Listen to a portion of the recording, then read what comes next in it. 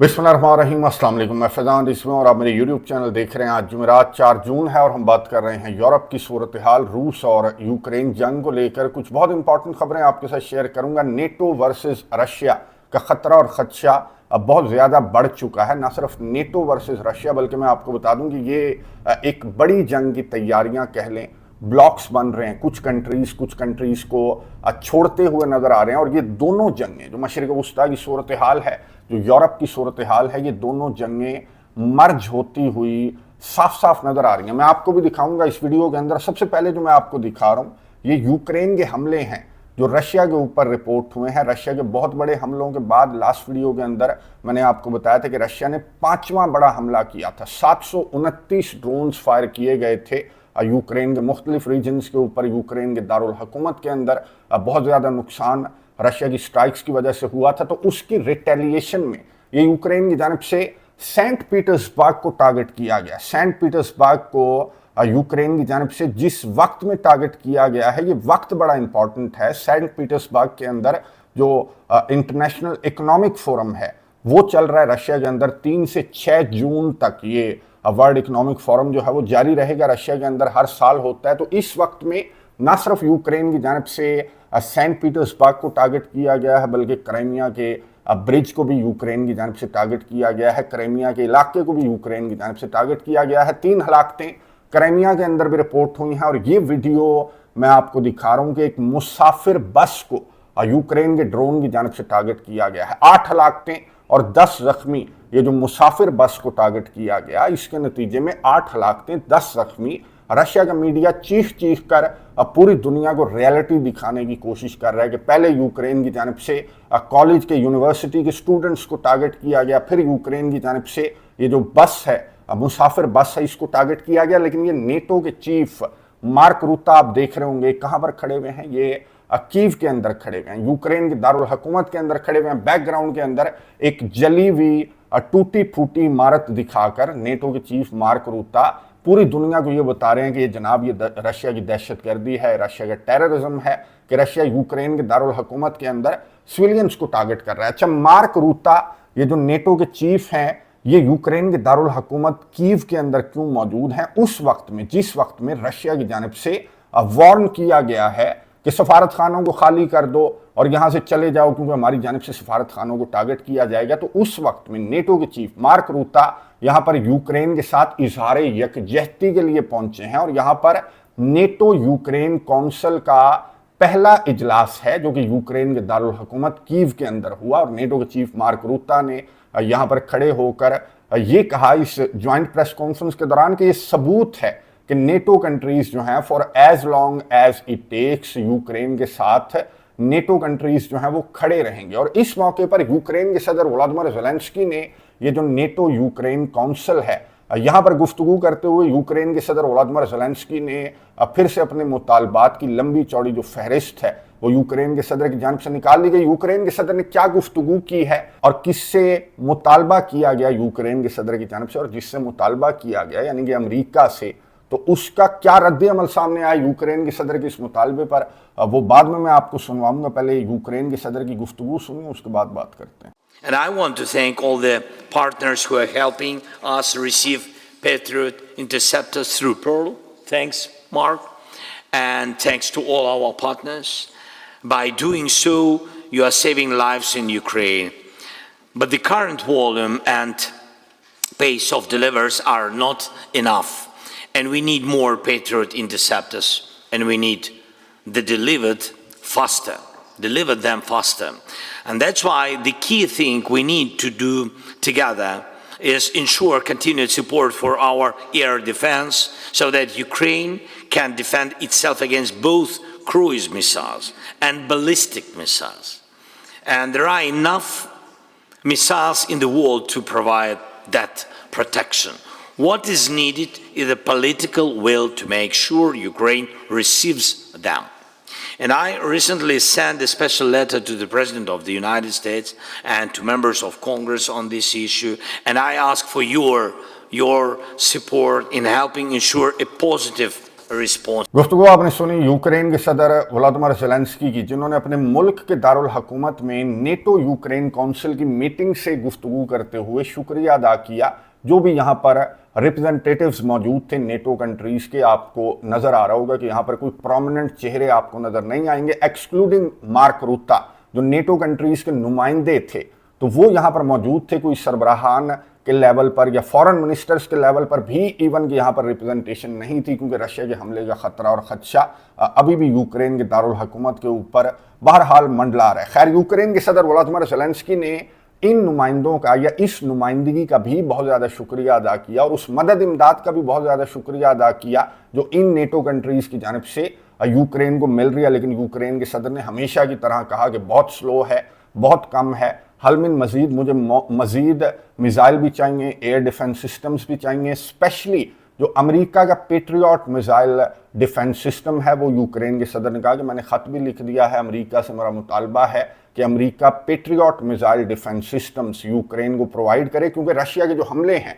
वो बहुत ज़्यादा यूक्रेन के ऊपर बहुत ज़्यादा बढ़ चुके हैं। मैं आपको एक चार्ट भी दिखा रहा हूँ, रशिया के हमले भी मैं आपको दिखा रहा हूँ। अगर इसे कंपेयर करें जो बाइडन दौर से, तो जो बाइडन दौर की निस्बत डोनाल्ड ट्रंप के दौर में रशिया के हमले डबल ट्रिपल हो चुके हैं। और उसकी वजह यूक्रेन के सदर व्लादिमीर ज़ेलेंस्की ने कहा कि उसकी वजह यह है कि फ्रंट लाइंस के ऊपर हम रशिया के फौजियों को 1 इंच भी आगे नहीं बढ़ने दे रहे। और किसी हद तक यूक्रेन के सदर की बात मैं आपको बता दूं कि दुरुस्त है। और आप खुद देख रहे होंगे कि जो फ्रंट लाइंस की सिचुएशन है या ये जो नक्शा है, इसमें कोई खास तब्दीली नजर नहीं आई कि रशिया ने यूक्रेन को ब्लैक सी से काट दिया हो या फिर रशिया की फौजें आगे की जानिब बढ़ गई हों। इवन के जो 4 रीजन्स हैं इनको भी मुकम्मल तौर पर रशिया अभी तक कंट्रोल नहीं कर सका। तो यूक्रेन के सदर व्लादिमीर ज़ेलेंस्की ने कहा कि यही फ्रस्ट्रेशन है, फ्रंट लाइन्स के ऊपर आगे ना बढ़ने की फ्रस्ट्रेशन है कि रशिया की जानिब से यूक्रेन के दारुल हुकूमत समेत यूक्रेन के डिफरेंट रीजन्स के ऊपर ये जो ड्रोन हमले हैं, मिसाइल हमले हैं, ये बहुत ज़्यादा बढ़ा दिए गए हैं। और इसका सोल्यूशन ये है कि अमेरिका की जानिब से पेट्रियट मिसाइल डिफेंस सिस्टम्स और जो दीगर नेटो मेंबर कंट्रीज हैं उनकी जानिब से मुझे अगर एयर डिफेंस सिस्टम प्रोवाइड किया जाए, इसराइल जैसी जो शील्ड है वो प्रोवाइड की जाए, तो मैं रशिया के इन हमलों को भी टैकल कर सकता हूँ। आगे से अमेरिका के जवाब सुनकर आपको हैरत होगी। अमेरिका के जो सेक्रेटरी ऑफ स्टेट है मार्को रूबियो, वो सेनेट की फॉरेन अफेयर्स कमेटी के अंदर बैठे हुए थे। यहाँ पर इनसे सवालात पूछे गए कि यूक्रेन की मदद को लेकर आप क्या कर रहे हैं, आपके दौर में तो जो रशिया के हमले हैं वो बजाय कम होने के या इस जंग के बजाय बंद होने के, ये हमले तो डबल ट्रिपल हो चुके हैं। तो जो मार्को रूबियो हैं उन्होंने क्या जवाब दिया, जो सेनेटर था उसके सवाल पर मार्को रूबियो का जवाब सुनिए, उसके बाद बात करते हैं। I think it's well documented that we've been very involved in trying to get the two sides to the table. We've invested a lot of time in it. Unfortunately, so to this point, neither side has been willing to make concessions, particularly on the Russian side, necessary in order to bring peace about. We remain ready to play any role we can in that context of bringing a peace about, because we think the war in Ukraine, devastating war, has no military solution. It can only be solved through a diplomatic route, and it's been unfruitful. I would characterize it as the ongoing challenges. That said, let's be clear, we are not, to be fair and to be frank, we are not impartial mediators in that war. Okay? We don't provide weapons to Russia. We only provide weapons to Ukraine. We don't impose sanctions on Ukraine. We only impose sanctions on Russia. So we have clearly taken a side. We continue to sell weapons to Ukraine, by the way, through the Pearl program, unimpeded by what's happened in the Middle East or anywhere else. गुफ्तगू आपने सुनी America के secretary of state Marco Rubio की, जिन्होंने senate की committee में गुफ्तगू करते हुए आपने सुन लिया कि मार्को रूबियो की जानिब से कहा गया कि हम कोई गैर जानिबदार सालिस नहीं है, हमारा टिल्ट जो है वो यूक्रेन की जानिब है, नेटो के अलायंस की जानिब है, हम यूक्रेन को असलहा देते हैं और रशिया के ऊपर सैंक्शंस आयद करते हैं। और ये रियलिटी है कि अमेरिका जो है वो न्यूट्रल सालिस नहीं है रशिया और यूक्रेन के दरमियान।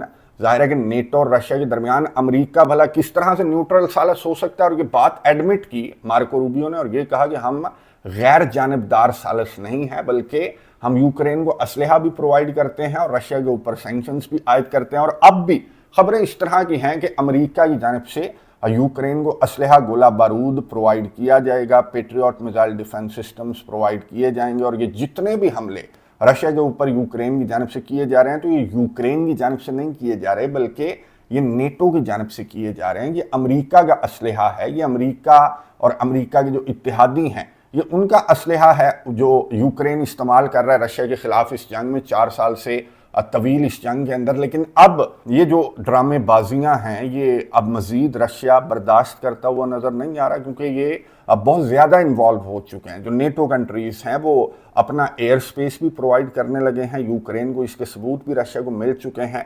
और रशिया नेटो कंट्रीज़ को वार्न भी कर रहा है कि आप बहुत ज़्यादा हद से बढ़ चुके हैं। पुतिन की दर्जनों रेड लाइन्स तो ये ऑलरेडी आपको मालूम है कि क्रॉस कर चुके हैं। और अब एक और रेड लाइन मैं आपको बता दूं कि पुतिन की एक और रेड लाइन, पुतिन का एक और इत्तेहादी तोड़ने की प्लानिंग जो है वो नेटो कंट्रीज़ की जानिब से, यूरोपियन कंट्रीज़ की जानिब से यूं कह लेंगे मुकम्मल कर ली गई है।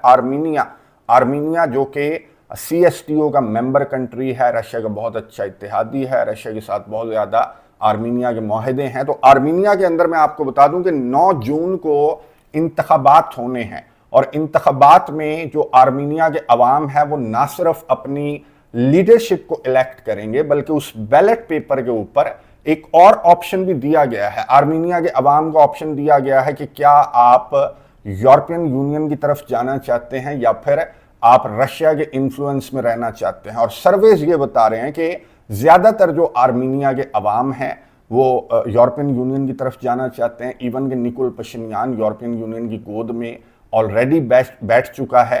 तो रशिया की जानिब से बहुत ज़्यादा रद्द-ए-अमल सामने आ रहा है। रशिया ने बहुत ज़्यादा पाबंदियां आयद कर दी हैं। रशिया ने आर्मीनिया के साथ जो अपना कारोबार है उसको भी लिमिटेड कर दिया है। फिर यूरोपियन कंट्रीज़ की जानिब से इस तरह की बातें की जा रही हैं कि रशिया आर्मीनिया के इंतखाबात पर असरअंदाज होने की कोशिश कर रहा है। बहरहाल ये इंतखाबात बहुत इंपॉर्टेंट हैं, ये आने वाले जो 4-5 दिन हैं ये बहुत ज़्यादा इंपॉर्टेंट है, और ये एक नई जंग को ये हवा दे सकते हैं, या फिर ये जो मौजूदा जंग है रशिया और यूक्रेन जंग है या रशिया और नेटो जंग है, इसमें मजीद फ्यूल ये आर्मीनिया के इंतखाबात के नताइज की जानिब से इसमें मजीद फ्यूल ज़ाहिर है कि ऐड होगा, मजीद टेंशन्स बढ़ेंगी।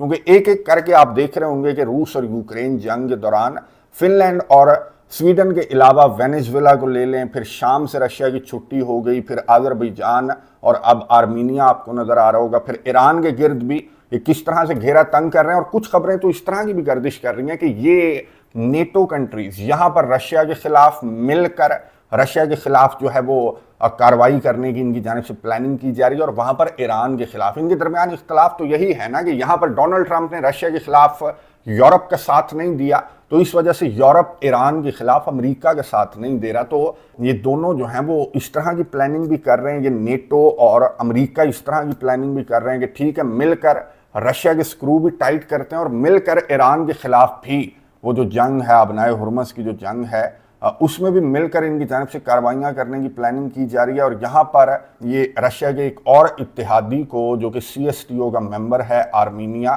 उसको इनकी जानिब से मुकम्मल तौर पर रशिया से तोड़ने की भी प्लानिंग की जा रही है, जिसका नतीजा मैंने आपको बताया कि 9 जून को आर्मीनिया के इंतखाबात के बाद सामने आएगा कि क्या आर्मीनिया के अवाम जो हैं वो यूरोपियन यूनियन की तरफ उनका झुकाव होगा या रशिया के साथ वो रहना पसंद करेंगे, और किस तरह का किरदार नेटो की जानिब से। जाहिर है कि इन इंतखाबात के अंदर जो नेटो कंट्रीज़ ये कह रहे हैं कि रशिया सरअंदाज होने की कोशिश कर रहा है, तो नेटो कंट्रीज़ आपके सामने है कि ये ईस्टर्न जो फ्लैंक है नेटो का, ईस्टर्न फ्लैंक या ईस्टर्न यूरोप, उसके बाद अब ये यूरेशिया के अंदर जो नेटो कंट्रीज़ हैं, जो अमेरिका है वो पंजे गाड़ रहा है। फिर यहाँ पर इसराइल भी जाहिर है कि पंजे गाड़ेगा, और ये यूँ कह लें कि ईरान और रशिया दोनों को आर्मीनिया जो है वो बॉर्डर करता है, ईरान को बॉर्डर करता है, रशिया का बहुत अच्छा इत्तेहादी है। तो आर्मीनिया के अंदर या कॉकेसस के इस रीजन के अंदर तब्दीली का मतलब है कि ना सिर्फ यूरोप बल्कि मिडल ईस्ट के अंदर भी बहुत ज़्यादा तब्दीलियां आपको नज़र आएंगी। मैं नज़र रखूँगा, आपको अपडेट्स देता रहूँगा। कमेंट्स बॉक्स में